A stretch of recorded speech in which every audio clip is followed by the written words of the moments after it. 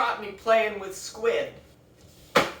Hello my friends and welcome back to the cart. I hope you've had a lovely 2 weeks. Now, last episode we had some reasonable success with a traditional recipe, so I thought this week let's do something ridiculous. So, you've heard of pigs in a blanket, you know, a hot dog and like a roll, but have you heard of squids in a blanket?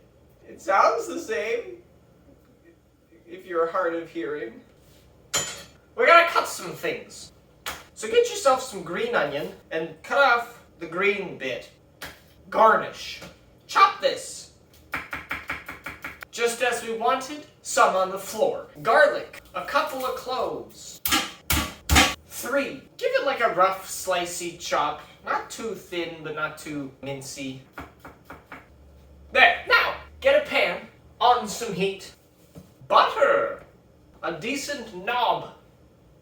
Now, if you haven't figured it out yet, we're going to make garlic butter with a little bit of lemon, squid, and then we're going to put it in blankets, which you'll see. I've put the squid in a bowl. You may be thinking, Aaron, where can I buy squid? And I would say, the frozen section of the grocery store is a path to many things some consider to be unnatural. Salt and pepper. Foamy butter. Turn the heat down and put all this in it. Now we're going to need some Parmesan cheese because, you know, Parmesan, garlic, butter, squid. You could totally use the pre-grated stuff, but all I have is this. So I'm going to use this, but just like grate some of it, a bit. Buttery garlic. I'm going to add chili flake because I just thought of it. Our garlic's starting to brown, so it's squid time. Crank up the heat, but don't burn the garlic because that would suck. The tentacles are curling. If you're squeamish, don't do this. Also, don't do this if you don't like squid.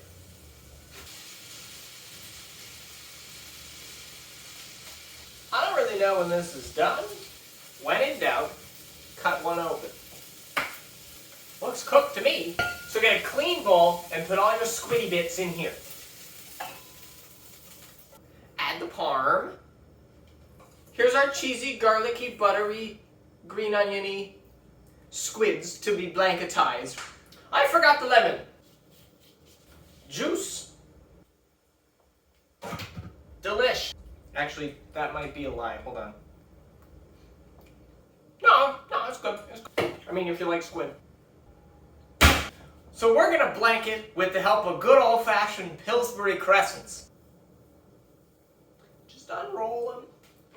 So here's my plan. Get your squid, get your crescent. Take your crescent, take some squid, roll up your little squid so that he's in a blanket. Plunk her down and repeat.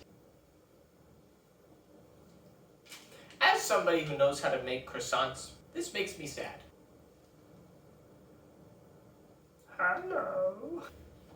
Okay, now, as per the package instructions, 375 degrees for 10 to 12 minutes. A perfect amount of time for you to A, clean up, and B, prepare for your kitchen to reek of seafood. Okay, it doesn't actually smell bad at all. Maybe I've stumbled upon something genius. I'm going to put some more parm on top. Remember that green onion we saved? Presentation. It smells just like a Pillsbury crescent, which I mean, take it as you will.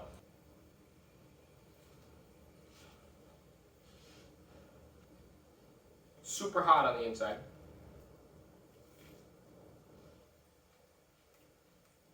Huh, that's not bad at all. I was expecting this to be like a spit right back out kind of recipe, but that's not bad at all. The squid's a little overcooked.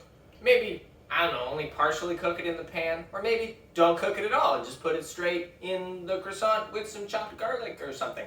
But it's kind of like calamari without the best parts of calamari, which, you know, the crunchy deep fried bits. But like if you don't want to deep fry, or you're lazy, or both, you could do this.